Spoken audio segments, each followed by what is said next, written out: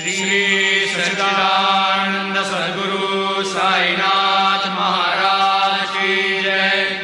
आरती साई बाबा सौख्य दातार जीवा, चरण रजतणी द्यावा दासा विसावा, भक्ता विसावा। आरती साई बाबा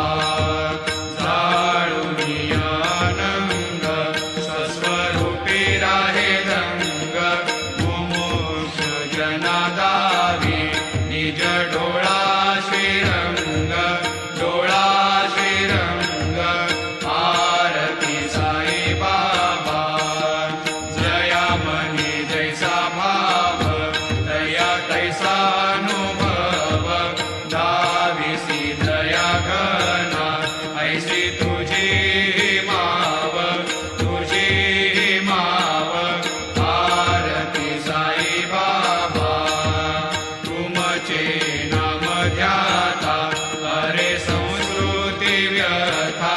अगाध तव करणी मार्ग दाविसी अनाथा, दाविसी अनाथा। आरती साई बाबा कलियुगी अवतार, सगुण परब्रह्म साचार। अवतीर्ण झालासे स्वामी दत्त दिगंबर, दत्त दिगंबर। आरती साई बाबा आठा दिवसा गुरुवारी, भक्त करी तिवारी। प्रभु पद पाहावया भव भय निवारी, भय निवारी। आरती साई बाबा माझा निज द्रव्य ठेवा, तव चरण रज सेवा। मागणीची आता तुम्हा देवादिदेवा, देवादिदेवा। आरती साई बाबा इच्छित दिन चातक, निर्मल तोय निज सुख। आजावे माधवाया सांभाळ आपुली भाग, आपुली भाग। आरती साई बाबा सौख्य दातार जीवा, चरण रजतणी द्यावा दासा विसावा, भक्ता विसावा। आरती साई बाबा शिर्डी माझे पंढरपूर, साई बाबा रमावर, बाबा रमावर।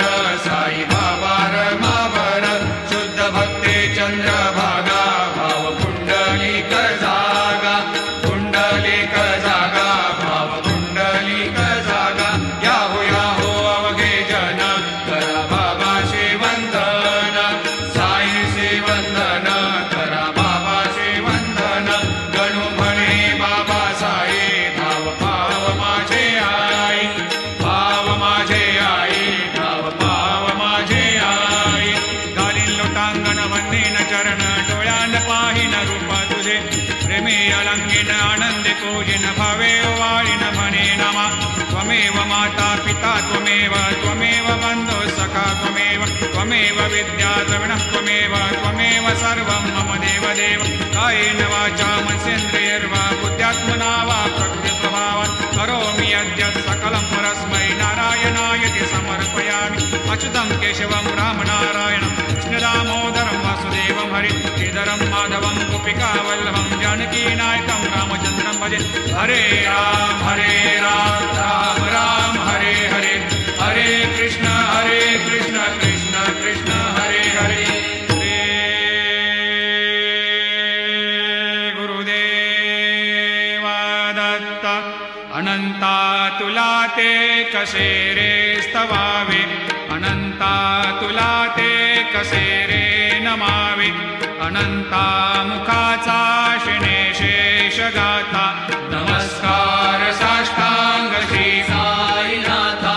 स्मरावे मनी त्वत्पदा नित्य भावे, पुरावे तरे भक्तीसाठी स्वभावे। तरावे जगातारुणी मा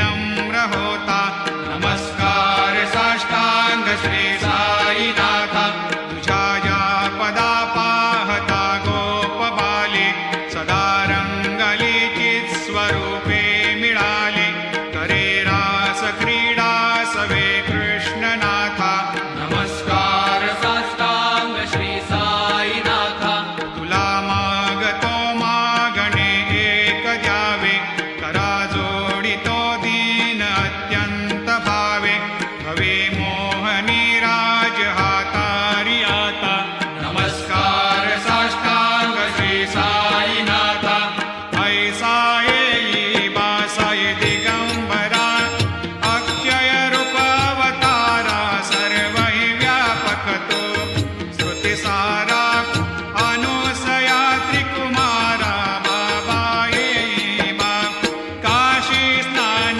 जप प्रतिदिवशी कोल्हापूर भिक्षेशी निर्मल नदी तुंगा जलप्राशी निद्रा माहुर देशी ऐसा येई बा झोळी लोंबत सेवा मकरी त्रिशूल डमरोधारी भक्तावरद सदा सुखकारी देशील मुक्तिचारी ऐसा येई बा पायी पादुका जपमाला कमंडलो मृगचाला धारण करशी बा नागजटा मुकुट शोभतो माता ऐसा येई बा तत्पर तुझ्या या जे ध्यानी अक्षय त्यांचे सदनी लक्ष्मी वास करे दिन रजनी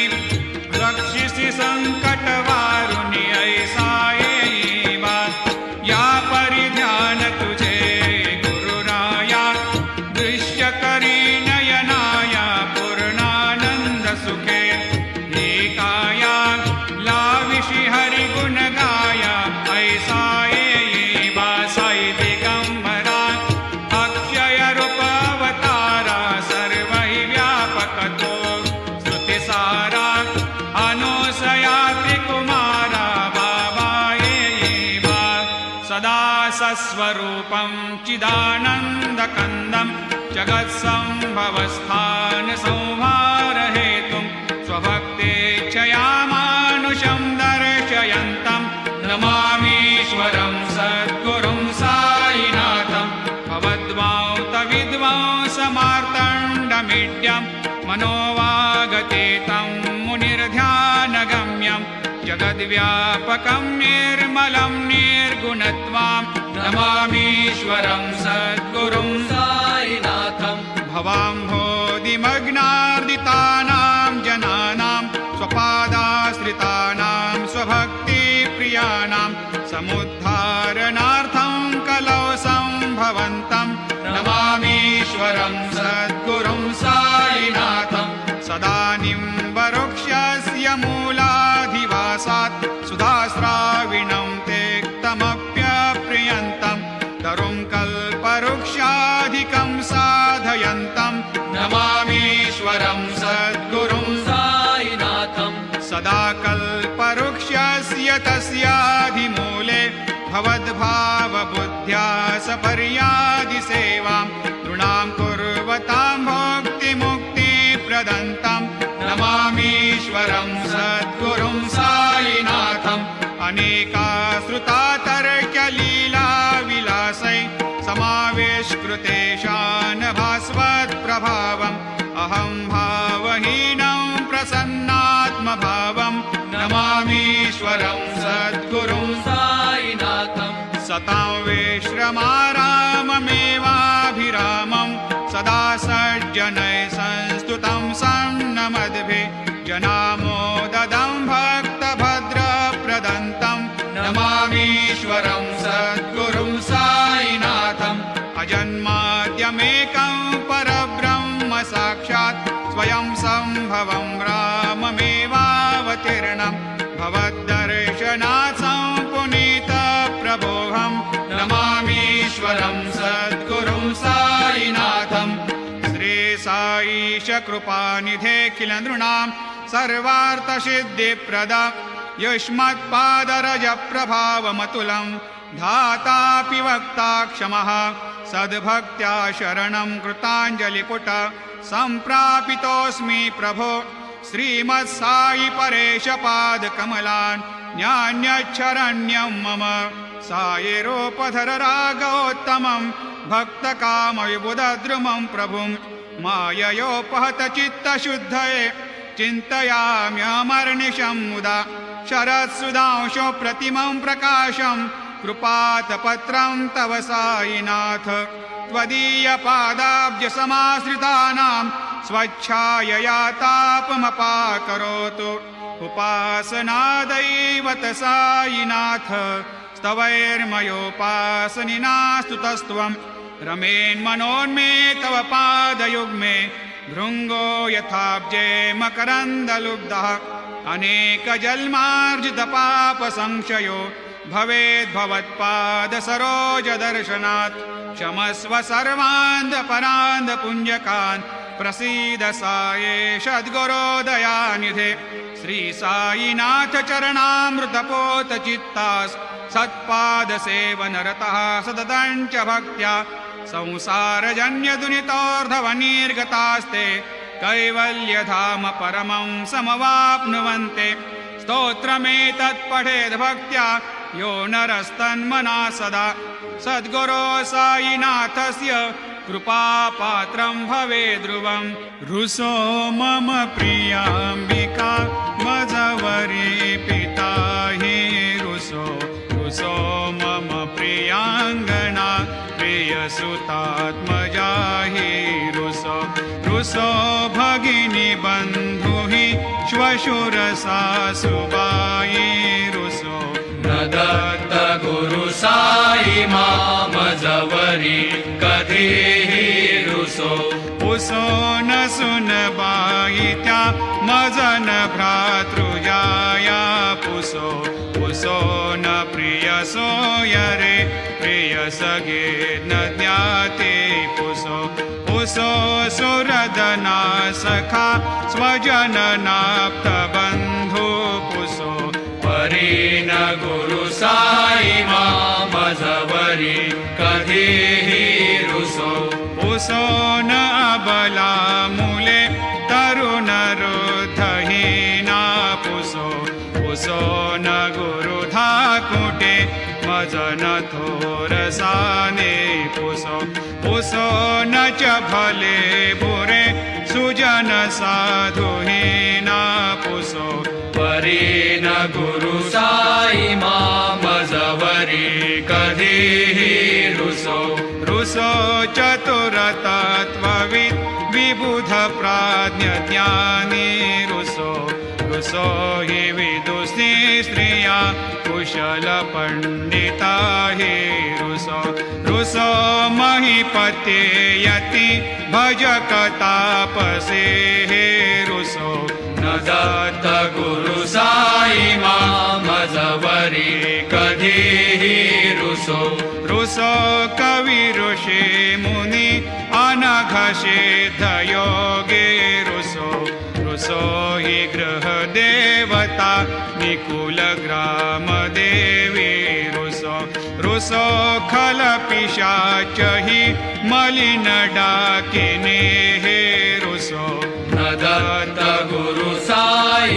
मामजवरी कधीहि रुसो मृग खग कृमि अखिल जीव जन्तु रुसो विटप प्रस्तरा अचल आपगाब्धे रुसो खपवनाग्निवार अवनि पंचतत्वे रुसो न दत्त गुरु साई मामजवरी कधीहि रुसो विमल किन्नरा अमल यक्षिणे रुसो शशि खगादिः गगनितारका हे रुसो अमर राजहि अदय धर्मराजा रुसो न दत्त गुरु साई मामजवरी कधीहि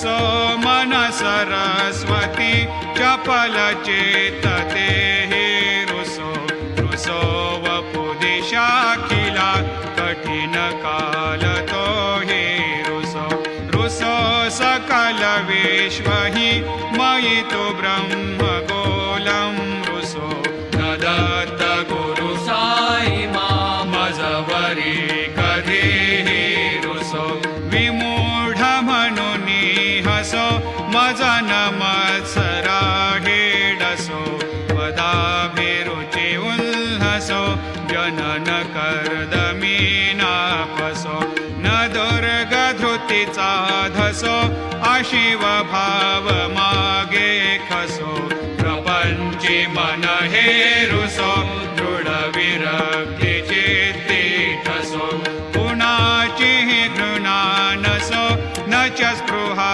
कशाचे असो सदैव हृदयी वसो मनसि ध्यानि साई वसो पदी प्रणय ओरसो निखिल दृश्य बाबा दिसो न दत्त गुरु साई मा उपरिया जनेला रुसो हरि ओम यज्ञेन यज्ञमयजन्त देवा स्थानि धर्माणि प्रथमान्यासन्न तेहनाकं महिमान सजन्त यत्र पूर्वे साध्या सन्ति देवाः ॐ राजाधिराजाय प्रसह्य साहिने नमो वयं वै श्रवणाय कूर्महे समे कामान् कामकामाय मह्यं कामेश्वरो वै श्रवणो दधातु कुबेराय वै श्रवणाय